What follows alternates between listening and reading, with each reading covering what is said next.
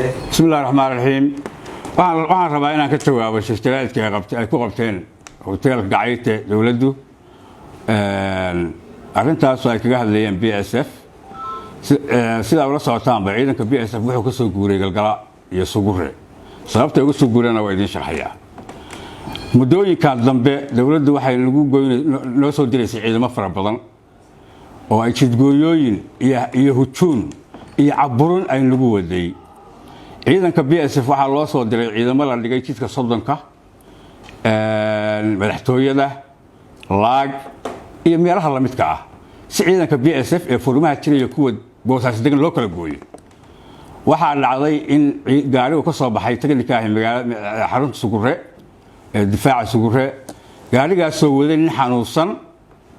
markuu marayo controlka boosaasood waxa loo sameeyay jidgooyo ma gudbisida lagu yiri ciidankii waa yaabay sababtaan ugu gudbeen maxay tahay markay yiraahdeen ka bacdi wada hadal kadib waa la sii daayay ciidanka BSF ee furmaha jiray markii ogaadeen gaarigii ninka xanuunsan sidoo la celiyay ay kala ogaadeen in xaruntii magaalada Boosaasood ciidamo lagu caburiyay bay waxay ka soo baxeen galgala iyo Sugure ciidankaas lagu caburiyay Boosaaso xerada ku taala oo taliska BSF-na waxa la dhigay galgala meesha magaceeda laag isa saaraha madaxtooyada jidka Sodonka iyo meelaha la mid ah sidaas darteed shacabka Puntland wuxuu ogsoon yahay ciidanka BSF inay ahaayeen kuwii muddada faraha badan ee xilliga dheer ka difaaciyay dalka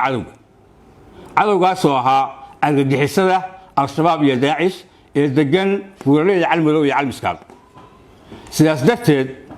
uma dulqaadan karra anagu in ciidamada ku soo caburiyo anagoo ah halgamayaashii dalka difaaciyay oo u dagaalamayay inta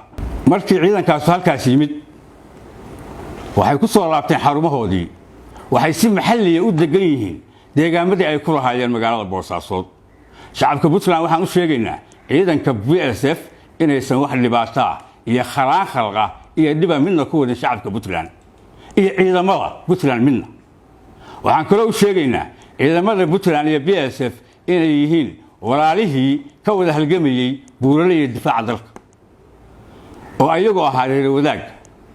inaanan hujuumi karin oo xabad ku ridi karin ciidamada Puntland ayagoo aysan ugu soo ridi karin taliyaha ciidanku waxay walaajintu sheegay inuu u yimid halka kaniisada iyo wasiirka amniguna waa mid sharciga baarmarsan ciidanka BSF hore ay u qaadaceen waxa kale oo jira ciidanka Puntland waa ciidan arrimo siyaasadeedna ma galaan kamana shaqeeyaan cidii isku dayday inay arrimo siyaasadeed iyo burburin ku sameysana uma dul qaadanayaan wassalaamu calaykum waraxmatullaahi wabarakaatuh waxaan rabaa halkan inaan kaga jawaabo shir jaraa'id oo uu maanta ku qabtay wasiirka amniga ee Puntland hotel Gacayte waxyaalo badan oo uu ka hadlay oo aan anaga nagu ahayn wax munaasib ah waxa koow ka ah waxaan u sheegayaa shacabka Puntland BSF saxaafadna ma ay caburiso mana boombooniso waxaan jirina kama ay sheekayso shacabka Soomaaliya iyo shacabka Puntland ba waxaan u sheegayaa BSF inay kalsooni buuxda ku qabaan ayna yihiin dad u shaqeeya ciidan u shaqeeya dalka iyo dadka kana difaaca cadow kasta oo argagixisa ah oo soo wajaha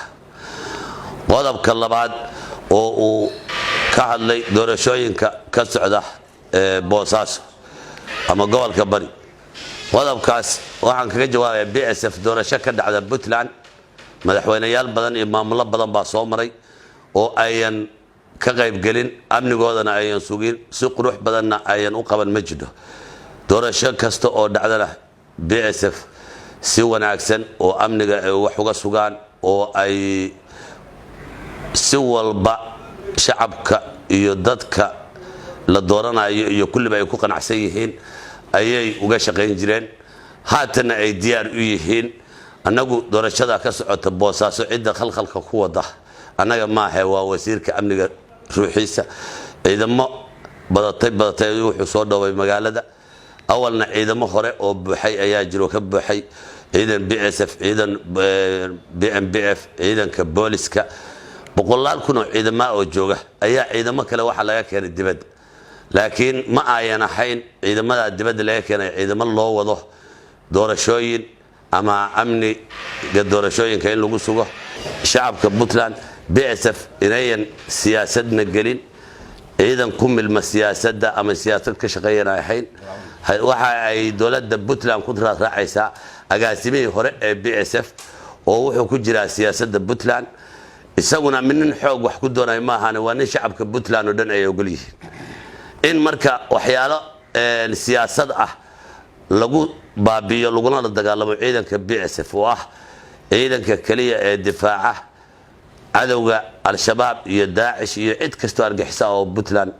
ku soo duusha qodobka saddexaad oo aan ka hadlayo waxa weeye ciidanka Puntland iyo ciidanka BSF waa dad walaalo ah isna yaqaan mudooyin badanna wada galay dagaalo ma aanu ahayn anagu kuwa ciidanka Puntland isku baabiin lahaa cid wada in ciidamada ay iska hor keento oo meel walba ciidanka dhigtay oo jidka sodonka madaxtooyada bundajiifta hubaalka shaysa ilaa iyo kontaroolka oo la yiri ciidamada BSF ma ay gudbi karaan xaqna uma socon karaan horeyna uma socon karaan cidda amarka bixisay waa dawladda Puntland cid kasta ha u bixiso ama taliyaha daraawiishta oo maanta shir jiraad ka hadlaya ha bixiyo ama ha bixiyo wasiirka amnigu annagu wali talaabo khaldan oo ciidanka Puntland aanu kaga hortagayno ama aan dib u geysanayno kamana bixin amarka kuma aan bixin mana aanan samayn shacabka Puntlandna ma aanu rabno inaanu inta ileego waxyeelaa aan u geysano waxaan u sheegayaa shacabka ummadda Soomaaliyeed iyo shacabka Puntland ciidanka BSF wuxuu ahaa ciidanka kaliya ee ka shaqeeya la dagaalanka argagixisada Soomaaliya baa loo oran karaa xataa laba oran karo Puntland sida la ajligeed sanad iyo 3 bilood ciidankii Mareykanka ay wada shaqeyn jireen waa ay ka tageen ciidanka BSF kaliya ayaa wuxuu ku soo haray goobihiisa shaqada ee Puntland inta uu shaqeynayana sanad iyo 3 bilood maalin shaqadu inay si laba laamato ma ahan dib dhac kuma u sanima waxa dhacday dagaalo badan oo ciidanka BSF galay oo daacish iyo al-shabaab labada ay dagaalo la galay rag kaga dhintay rag kaga dhaawacmay jeelkii baa jiray isna dagaalkiisa ay galeen oo ay shacabka Puntland og yihiin si ula dagaalameen cadawga soo weeraray Boosaaso oo jeelka soo weeraray daacish baa la aaday oo labada nin oo wasiirka amniga iyo taliyaha daraawiishta oo maanta shirka jiraayad qabtay ay ciidamada wateen ciidanka BSF inay ku soo dagaalameen la soo dagaalameen ciidamada ugu horeeyeen rag badan kaga soo dhaawacmay ragna kaga dhintay dalacsiinta markaan kala hadlo wasiirku leeyahay waligiis BSF laba dalacsiin oo dib dhac ku yimi faroole 2 jeer 3 jeer buu BSF buu dalacsiin madaxweyne faroole madaxweyne Cabdullaahi Ali Gaasna ilaa 4 jeer buu dalacsiin soo qoray ilaa min dable ilaa min sarkaal nimaan dalicin ma jiro intaasoo dalacaad aan haysano madaxweynaha kaliya aanan dalacaad iyo waa mahadsantihiin iyo waa fiicantiin toona aanan ka ahayn waa madaxweyne Dani marka ila muuqato in ay tahay wax munaasib ah shacabka Puntland waa og yahay in inta ciidamo lagu soo kaxayo badatay oo la keeno Boosaaso wadooyinka la dejiyo la damco in BSF xoog lagu burburiyo lagu qabsado lagu la wareego maxaan ku yiraahdaa talisyadeeda arintaas arin aan qaadan karo ama aan yeeli karo maaha tan uu leeyahay wasiirka amnigu